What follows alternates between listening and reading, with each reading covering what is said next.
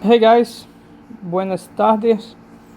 Vamos dar prosseguimento ao nosso conteúdo com um pouquinho de atraso, mas vamos lá. Guys, essa parte do conteúdo eu gostaria de trazer para vocês, ela deixando claro que ela funciona como uma espécie de revisão de funções lá do ensino médio. Então, são informações adicionais que, na verdade, na grande maioria das vezes, a gente acaba nem vendo no ensino médio, mas que o seu conhecimento agrega e muito à compreensão de vários exemplos em cálculo.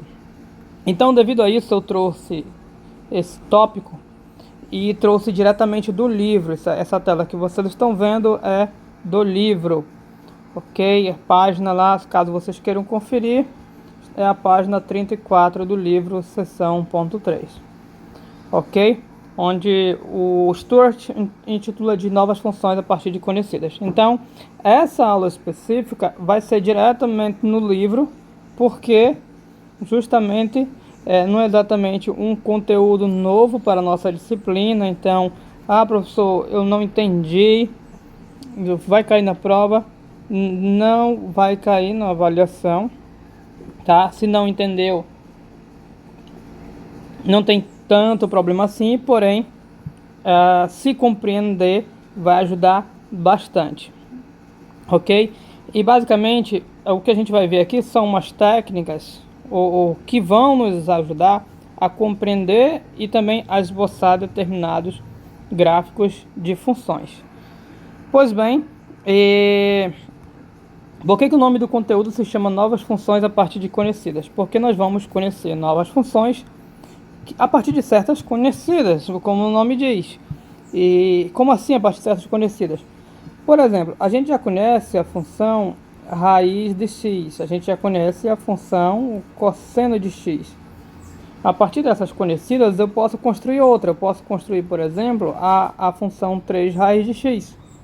A partir dessa eu apenas multipliquei por um 3. Dessa aqui, por exemplo, eu posso somar com um 2 e pronto, eu posso multiplicar por um 7 e eu crio uma nova função a partir do cosseno. Ok? Por isso que o nome do conteúdo é novas funções a partir de conhecidas. Nós vamos estudar como é o comportamento gráfico dessas funções, porque de fato elas têm propriedades, determinadas propriedades. E dentre esses tipos que a gente vai estudar, existem alguns famosos. Um dos casos deles é a translação, que vou colocar em vermelho, que o autor marca bem aqui, translação. Nós temos as translações e depois nós vamos ver as expansões e reflexões, ok? Pois bem, o que é isso? Translação, guys, quando você vê o nome transladar, significa... o que é transladar algo? É mudar de posição. Então, se você tem algo aqui, eu vou pegar a caneta, você tem algo aqui, vou transladar, eu posso transladar para cima, ou então da posição original transladar para baixo, ou transladar um pouquinho para a esquerda, transladar para a direita. Então, transladar para nós vai ser o que? Fazer um translado, ou seja, mover de lugar. E nós vamos estudar dois tipos de translação aqui, que inclusive o livro já chamou logo de deslocamento, ou seja, esses deslocamentos são as translações. Nós vamos ver as translações verticais e horizontais. Por que essas duas? Porque, para quem não confunde esse conceito, isso aqui é uma linha na posição vertical, isso aqui é uma linha na posição horizontal.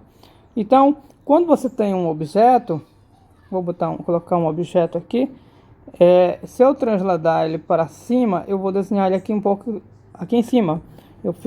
Eu desloquei ele para cima. Eu fiz um deslocamento vertical, que é nessa direção. Daqui eu posso deslocá-lo para baixo também, deslocamento vertical. Ou eu poderia ter deslocado para a direita ou para a minha esquerda. Então, esse deslocamento é o que? Horizontal e vertical. Ok? Pois bem. Tá. E em termos de função... Fantasmas, sejam muito bem-vindos ao Liguei. Um momento. Já, guys, perdão. Pois bem, em termos de função, guys, pega uma função y igual a f de x, y igual a f de x, ok? Tá aqui, y igual a f de x. Pega essa função e some ou subtraia com um número. Some ou subtraia com um número positivo. Então aqui você está somando com um número positivo, que é o c, que ele fala, suponha c maior que zero. Maior que zero é positivo. Deixa eu dar um destaque diferente.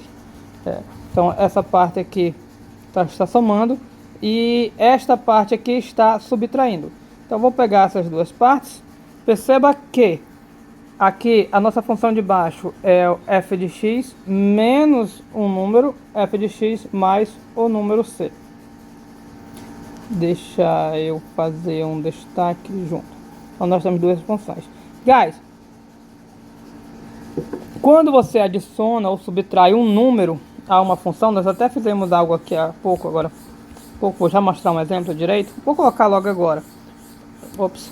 Poderia ser assim, ó. Pega f de x igual a raiz de x mais 3. Perceba que é a função raiz somado com o número 3. Então, é a função raiz adicionado com 3. Igual essa situação aqui. Quando você adiciona um número, olha que coisa interessante. Você está adicionando um número à imagem. Então, se você tem um gráfico de uma função, uma curva, imagina aqui o gráfico. Como você adicionou um número à imagem, todo mundo da imagem vai subir um pouco. Ou seja, o gráfico vai o quê? Se deslocar para cima. Então, se você adicionar para o número, o que acontece com o gráfico? O gráfico o quê? Desloca para cima. E quanto ele desloca? Desloca exatamente o número que você adicionou. Por isso que ele fala, desloca em c unidades. Você adicionou c. Nesse caso, o gráfico dessa função vai ser o mesmo gráfico da raiz, só que vai deslocar, aqui é 3, né? Vai deslocar 3 unidades para cima. Para entender melhor, eu vou arranjar um espaço branco, tem um espaço branco para nós aqui. E não sei se vocês sabem, guys, mas o gráfico, eu vou botar eixo y, eixo x. O gráfico da raiz é uma linha assim, ó. É uma linha assim. Ele é metade de uma parábola deitada, ou seja, a parábola poderia continuar assim. Esse é o gráfico da raiz de x. Vou colocar aqui, ó, y igual a raiz de x.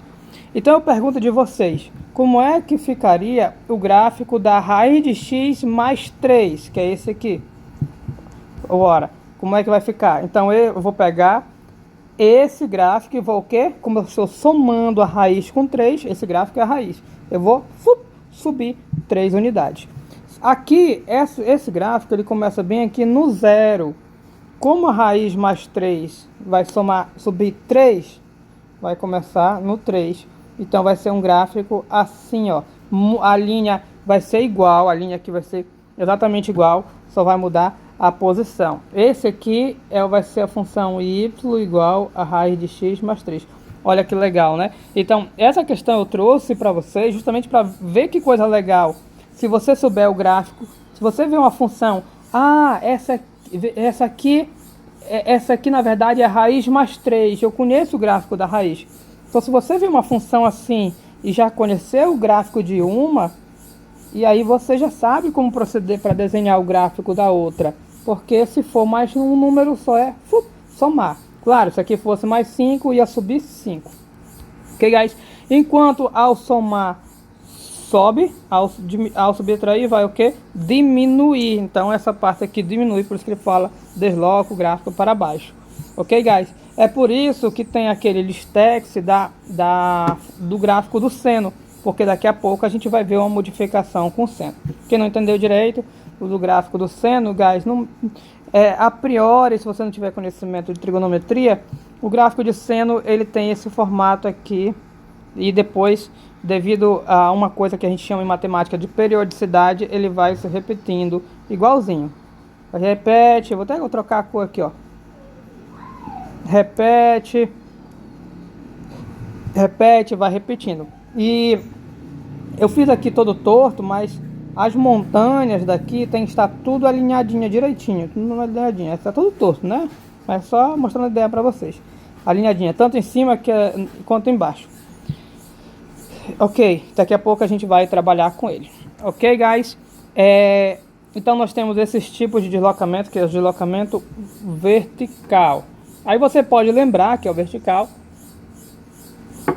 porque aqui o C está somando ou está subtraindo o C com o próprio f de x, com a própria imagem. Então eu mudo na imagem. A imagem, lembre-se que é no eixo Y. Esses dois casos aqui, guys, são outros tipos de translação também, ou seja, são outros tipos de deslocamento. Só que aqui, a nossa função, a gente não vai somar ou subtrair o C diretamente com a imagem. Ele está dentro da função, Ou seja, ele está somando ou subtraindo diretamente o x. Aqui é o x mais c, aqui é o x menos c. Então, a translação é em relação ao eixo x. O eixo x é esse eixo aqui. Então, vai mudar o gráfico de posição também, mas vai mudar como? Na horizontal. Por isso que ele fala deslocamento horizontal. E aqui você pode dar uma lida. Desloque o gráfico em unidade para a direita. Então, um vai deslocar para a direita e outro para a esquerda. E é curioso que aqui funciona meio que o contrário. Aqui, quando você subtrai o C, dava e subtrair, era para ir para a esquerda, né? Mas o gráfico, na verdade, vai para a direita. Tem uma explicação. Eu não vou dar essa explicação aqui porque vai fugir do nosso objetivo. Mas quem quiser a explicação eu posso dar num atendimento. Pode perguntar que eu explico o motivo. Então, guys, o deslocamento horizontal acontece diretamente com a soma ou subtração do x e não da imagem f de x. E ele meio que é o contrário. Subtraiu, vai para a direita, e somou, vai para a esquerda. Ok? Guys, próximo vídeo nós vamos ver exemplo. Thanks.